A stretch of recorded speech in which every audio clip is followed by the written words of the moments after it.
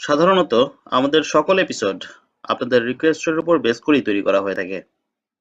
তেমনি আমাদের আজকের এপিসোডটিও তৈরি করা হয়েছে আপনাদের রিকোয়েস্টের উপর বেস করে। আজ আমরা জানবো গার্মেন্টস প্যাকিং লিস্ট কি, কত ধরনের প্যাকিং লিস্ট তৈরি করা হয়ে থাকে এবং কিভাবে প্যাকিং লিস্ট তৈরি করতে হয়।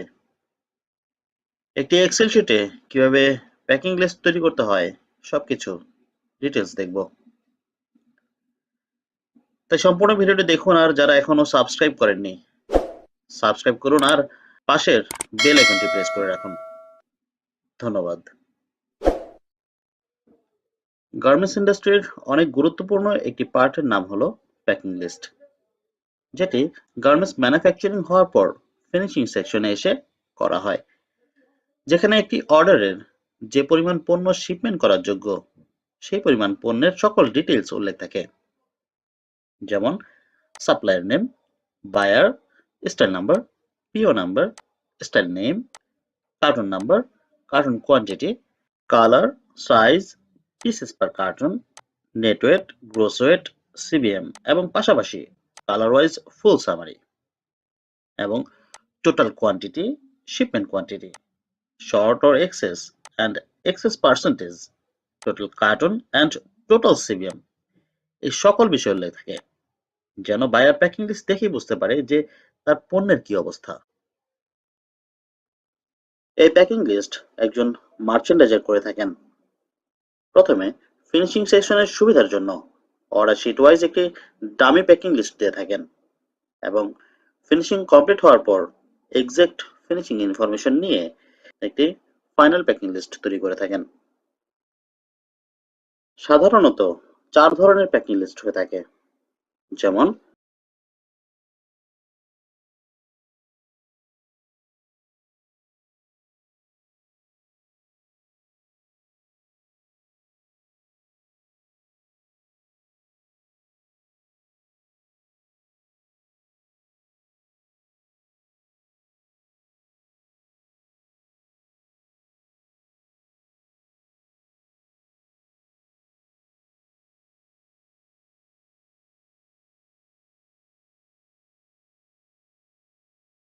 Solid colour solid size, solid colour assorted size, assorted colour solid size, assorted colour assorted size. Solid colour solid size বলতে যে প্যাকিং স্টাইল বোঝায় তা হলো কার্টুনে যে নির্দিষ্ট অ্যামাউন্ট গার্মেন্টস প্যাকিং হবে সেগুলো সেম কালার এবং সেম সাইজ হবে। অর্থাৎ যদি একটি কার্টুনে ব্ল্যাক কালার এবং স্মল সাইজ গার্মেন্টস ঢোকানো হয়, তাহলে সব ব্ল্যাক কালার এবং স্মল সাইজ গার্মেন্টস ঢুকবে, অন্য কোনো গার্মেন্টস ঢোকানো যাবে না। সলিড কালার অ্যাসর্টেড সাইজ বলতে কার্টুনে সেম কালার গার্মেন্টস ঢুকবে, বাট সাইজ ভিন্ন হবে। অ্যাসর্টেড কালার সলিড সাইজ বলতে কার্টুনে বিভিন্ন কালার গার্মেন্টস ঢুকবে, বাট সাইজ একটি হবে। অ্যাসর্টেড কালার অ্যাসর্টেড সাইজ বলতে বিভিন্ন কালারের বিভিন্ন সাইজ গার্মেন্টস প্যাকিং করা বোঝায়। কত পিস গার্মেন্টস দিয়ে একটি কার্টুন হবে সেটা বায়ার কনফার্ম করে দেয় এবং সেই অনুযায়ী গার্মেন্টস প্যাকিং করা হয় এবং প্যাকিং লিস্ট তৈরি করা হয়। আজ আমরা solid colour solid size packing list কিভাবে তৈরি করতে হয় সেটা দেখব। এটাই হলো একটি প্যাকিং লিস্ট।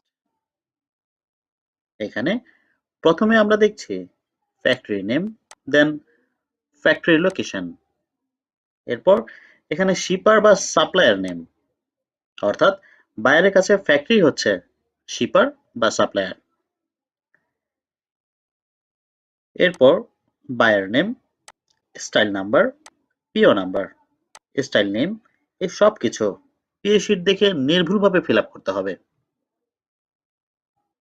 আমাদের এই অর্ডারটির quantity 3648 piece. Buyer requirement wise solid colour solid size 24 পিসের কার্টন হিসেবে প্যাকিং করা হয়েছে। এখন আমরা এই অর্ডারটির প্যাকিং লিস্ট তৈরি করব।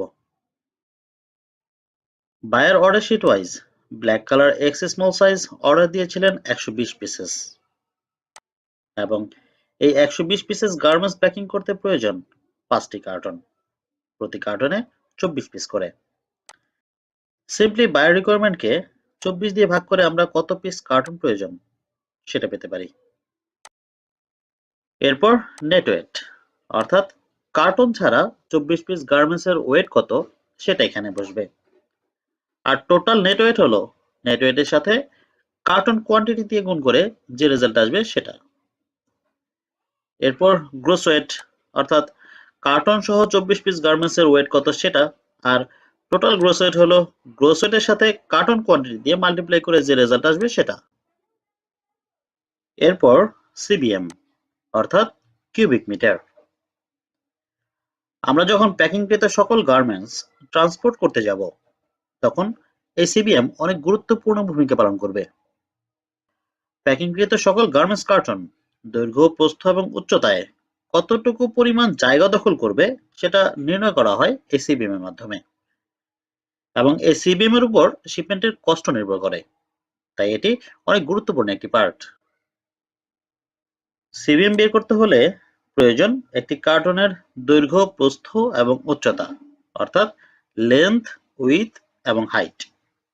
যেমন আমাদের এখানে এক্সেস, স্মল, মিডিয়াম এবং লার্জের কার্টন মেজারমেন্ট হলো 37 cm length, 30 cm width and 20 cm height.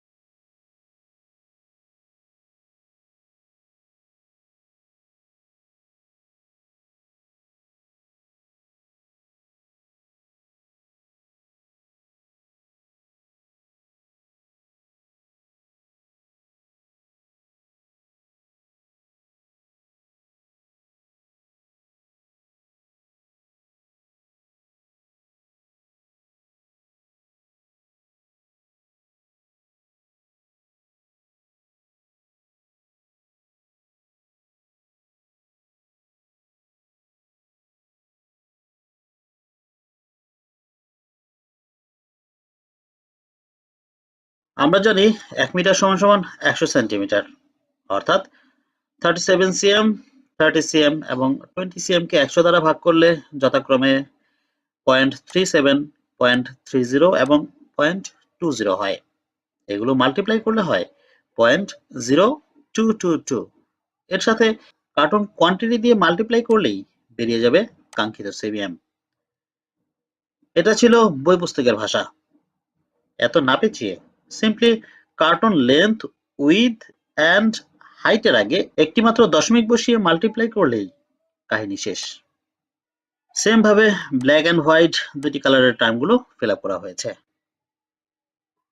এবং সর্বশেষ আমরা পেলাম ব্ল্যাক কালারের total order quantity fill up করতে প্রয়োজন 85টি কার্টন এবং হোয়াইটের জন্য প্রয়োজন 67টি কার্টন এবং টোটাল 152টি কার্টন প্রয়োজন।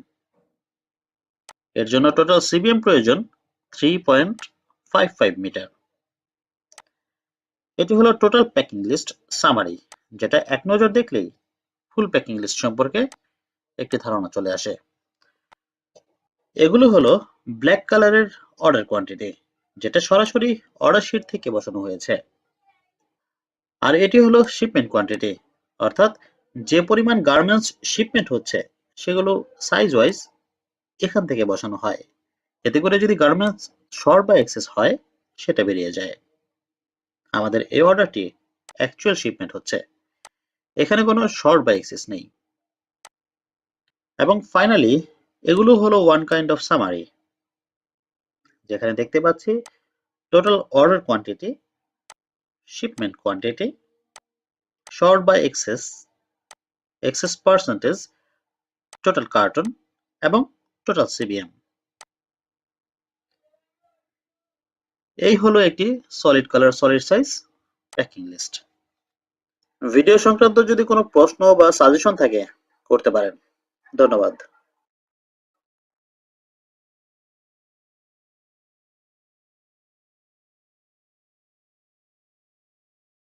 অতি শীঘ্রই নতুন এক এপিসোড নিয়ে আপনাদের সামনে হাজির হব। আমাদের আজকের এপিসোডটি কেমন লাগলো সেটি জানাতে ভুলবেন না। ভালো লাগলে লাইক করুন আর বেশি বেশি শেয়ার করে আমাদের এই পরিবারটি আরো বড় করতে সহায়তা করুন। আমাদের চ্যানেলকে নিয়ে আপনার কোনো পরামর্শ থাকলে আমাদের জানান। ভালো থাকুন, রিসার্চের সঙ্গেই থাকুন। ধন্যবাদ।